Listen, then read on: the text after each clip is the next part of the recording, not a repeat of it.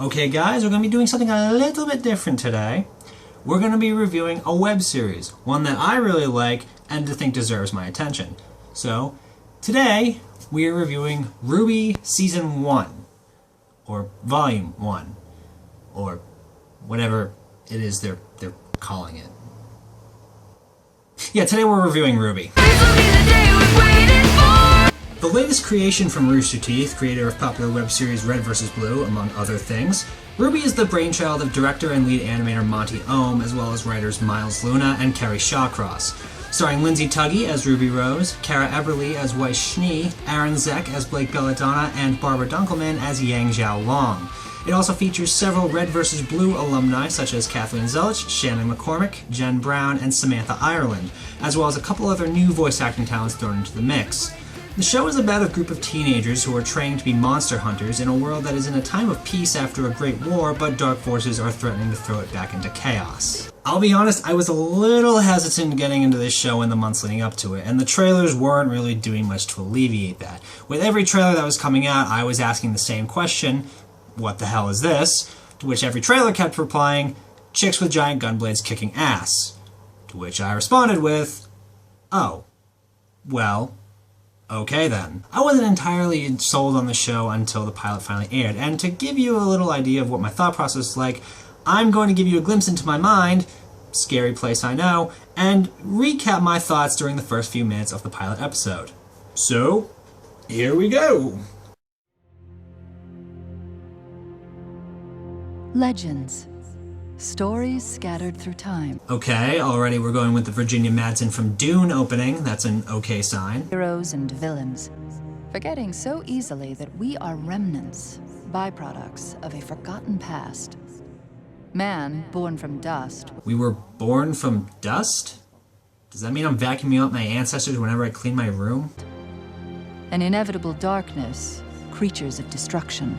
The creatures of Grimm. I didn't know this show was going to reveal new 7th gen Pokemon. These forces clashed, and it seemed the darkness was intent on returning man's brief existence to the void. Is that Cortana doing the opening narration? The smallest spark of hope is enough to ignite change. And in time, man's passion, resourcefulness, and ingenuity led them to the tools that would help even the odds.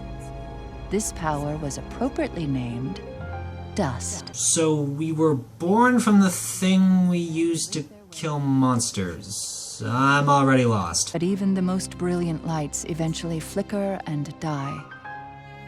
Why is the moon blown up? Who blew up the moon? Is this show in canon with the Sonic universe? This will return.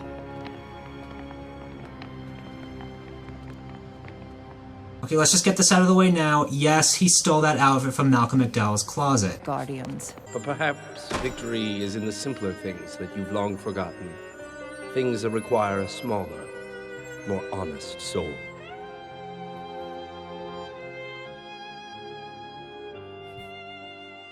Shiny.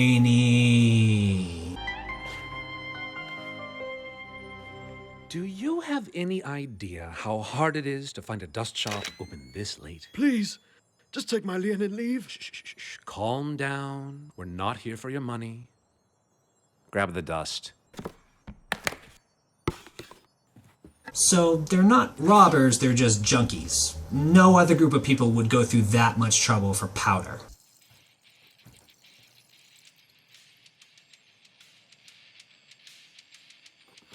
All right, kid. Put your hands where I can see them. Hey, I said hands in the air. You got a death wish or something? Huh? Yes? I said, put your hands in the air, now. Are you robbing me? Yes. Wow, way to be blunt about it. Hey. Holy sh**!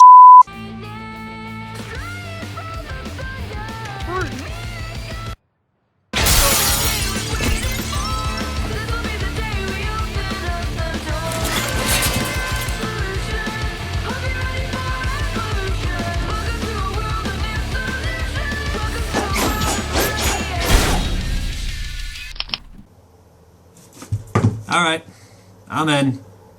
F*** it.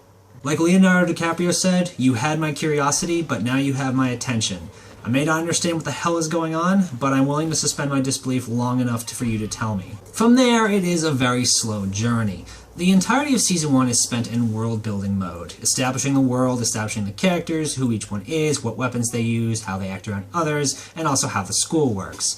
It's grating and grinds things to a halt, but in this case I'll give it some leeway because this is an entirely new world we're dealing with here, and I'm kinda curious about everything in it.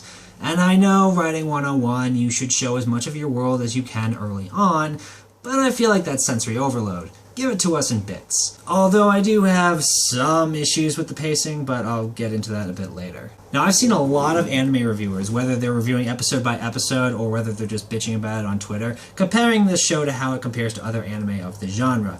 I, however, am not going to do that. While I will have some comparisons thrown in there, mostly I feel like I'm using this review to show how the show stands on its own.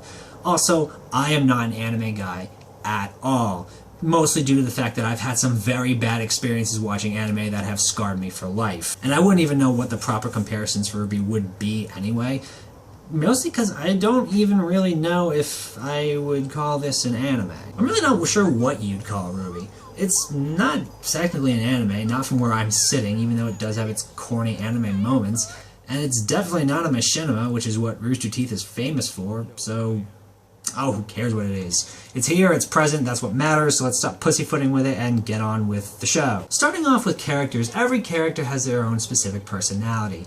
You've got the awkward, clumsy female main character, the awkward, clumsy male main character, the diva, the recluse, the Sigourney Weaver character, the warrior princess, the quiet yet calm badass, and the batshit insane, bubbly, hyperactive character. They're all tropes and they're all designed to bounce off each other in hilarious ways. But they still feel like they're missing some depth. While I get it's still new and I like the characters a lot, I just hope future seasons expand upon them more. The characters have the potential to have a really good growth and depth, and I really want to see them reach that potential. The voice acting was something I think a lot of people were worried about when it came to the show, especially considering that the voice acting in the trailers was a little bit, well... Melanie, who is this girl? I don't know, Milsha, but we should teach her a lesson. Yeah. But to be fair, the characters whose voice acting sent up the most red flags have yet to make an actual appearance on the show itself, and I feel once they do appear and are given more importance, they'll probably sound a lot better. But as for the actual show, it's pretty good. It does take an episode or two for them to settle comfortably into their roles, and there are still a couple characters whose voice acting need a little work, but once they do a good job with it. And some of them, particularly RWBY and Jaune, only continue to get better as the series progresses. And Samantha Ireland's performance as Nora Valkyrie is easily my favorite, hands down, no contest, everyone else go home. I mean, I already had a bit of a crush on Samantha Ireland before RWBY, and this show didn't really help that along. You do realize she's married, right? Wow! Wow, way to rub more salt in that wound, asshole. Ha ha ha ha! The animation is... well, it's not perfect. We can just come out and admit that. Characters that are not important are merely silhouettes, so it's pretty easy to tell who's going to be doing something in relation to the plot just based on that. On top of that, movement and actions can be glitchy sometimes, especially when someone is eating.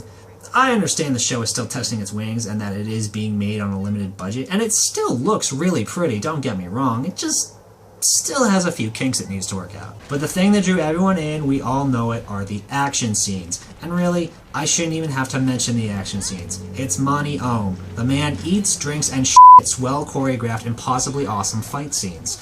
There aren't many to be seen in the first season, but the ones that are there are f***ing awesome. If the show is a cake, the action scenes are the icing. And the action scenes are given even further compliment with how absolutely kick-ass the soundtrack is. Jeff Williams' fantastic guitar work, as well as Casey Lee Williams' beautiful lyrics, only add more to the already awesome cinematography. And even better, I live in the same scene as Jeff and Casey. I've never met them, but it's still cool. Right? But while I'm here, I guess I might as well nitpick the weapons a bit. Just the gun parts of them. Like, how do the guns work? Where do they buy the ammunition? Does each weapon use a specific caliber? How much ammo do they carry on them at one time? How many bullets are there in a clip or a belt? And how do they know when the weapons need reloading? Do they mentally keep count of every round fired, or do they just know, like it's a hunch? Are there stores out there that regularly sell ammunition for hunter-huntress weapons? If so, where are they? Do they mix in with other guns, or are there stores just for these kinds of weapons? Is it a black market kind of deal? How expensive are the rounds? What kind of prices are we talking here? It would seem like they're cheap because these kids are just popping off rounds like they don't have a care in the world. Or do their parents buy the ammo for them? What kind of parents buy their kids ammunition?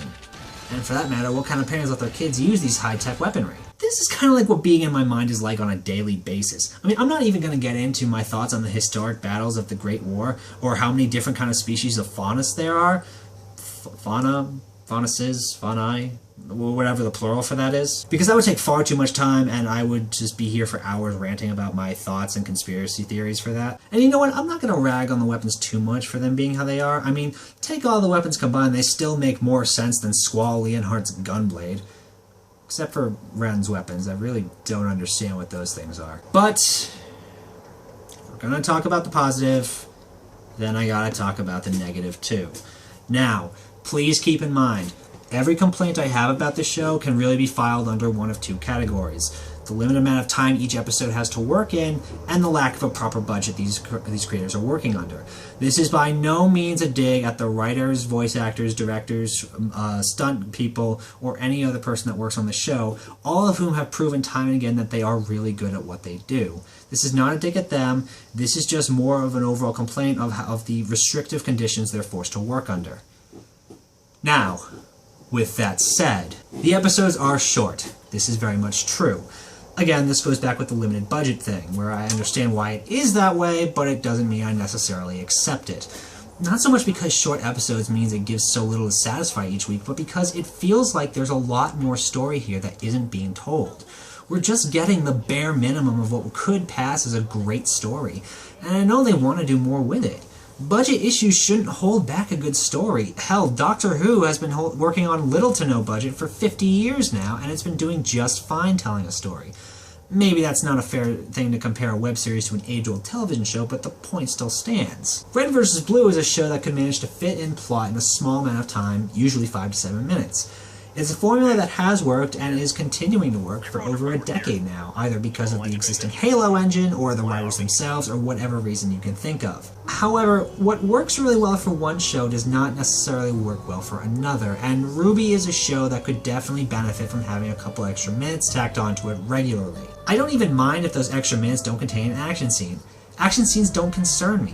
What concerns me is telling the story the best possible way it can be told.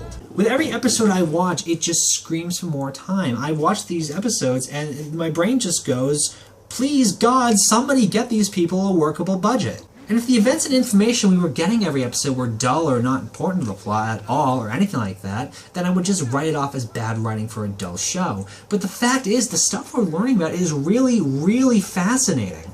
The world, the war, the grim, the fauna, this is all cool shit, and I really want to learn more about it. At this point, if someone from Rooster Teeth were to come out with a complete detailed guide on the world of RWBY, I wouldn't even question. I would just be like, shut the f*** up and take my goddamn money. There are conversations and actions and entire bits of exposition that we're only given the bare minimum of, and it may very well be intentional, but it just screams for more. Now, I know Monty Oum already works himself to the point of self-induced coma, and I would never wish death by job on anyone, but isn't there a way we could make this work?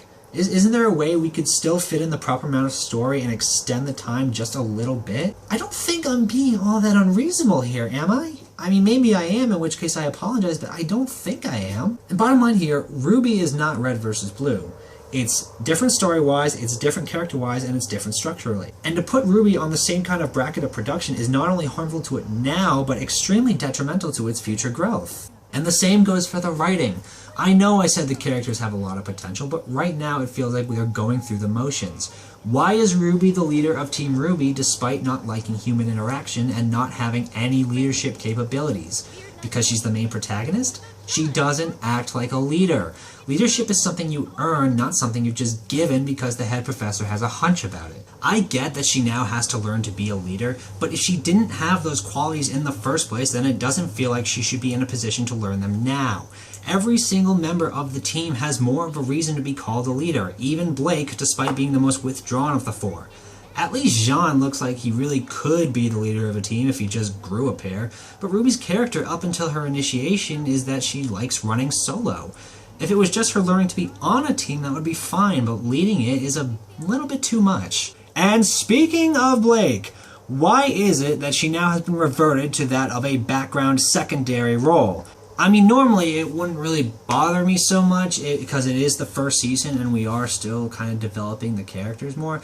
But it doesn't leave a good mark when the secondary characters are getting more character development and growth than the f***ing main character. Because that's what she is, right?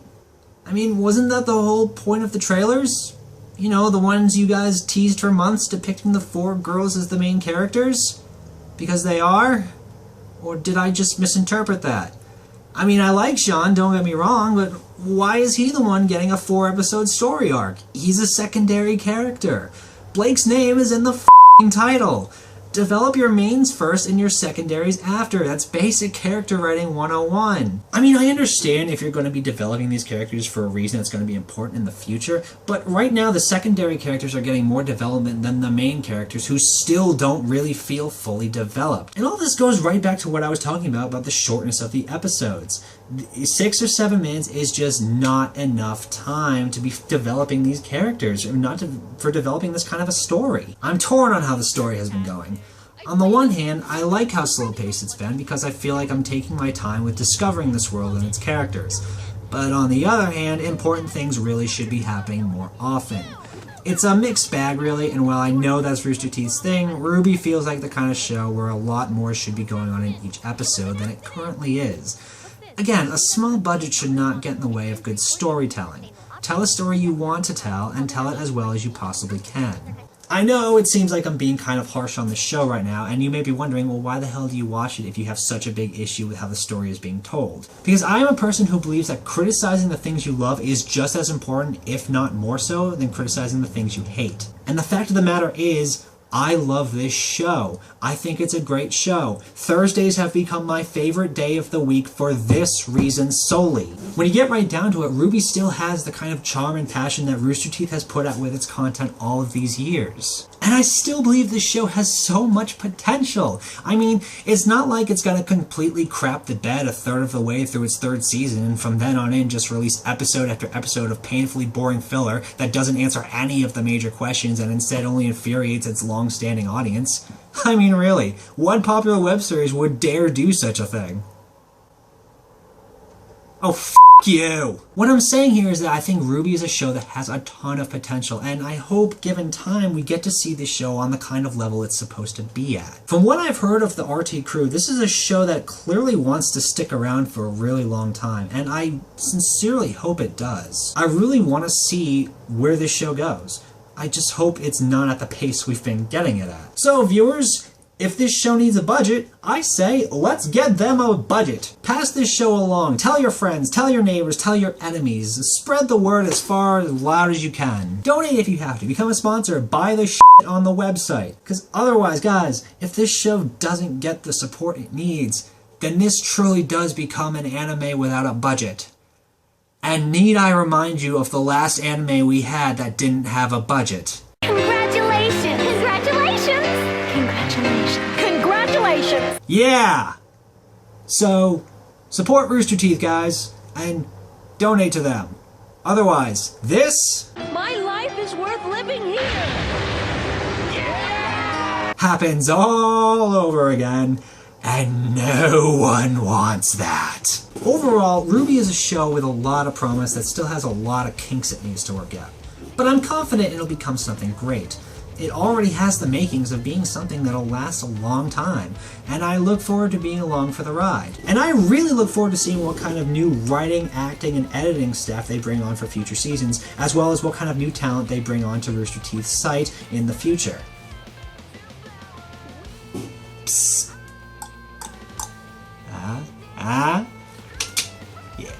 But as to whether I'd recommend it, if you're a fan of Rooster Teeth, you'll probably love the show regardless of, or maybe even because of what I've talked about. And if you're not, well, chances are this might not be your cup of tea. But I do recommend you at least check it out. And that's my word on RWBY. Good show, has its issues, but if they get those issues straightened out, this could be something really brilliant. Alright, that's it for today. Now if you'll excuse me, I'm gonna go rewatch the entire show. And then go buy the DVD off the website. And go buy the soundtrack. And then maybe do a binge marathon of all 11 seasons of Red vs. Blue. You know what? I'm just going to have a whole Rooster Teeth marathon. That's basically what I'm getting at here. Yeah. So I'll see you guys next time.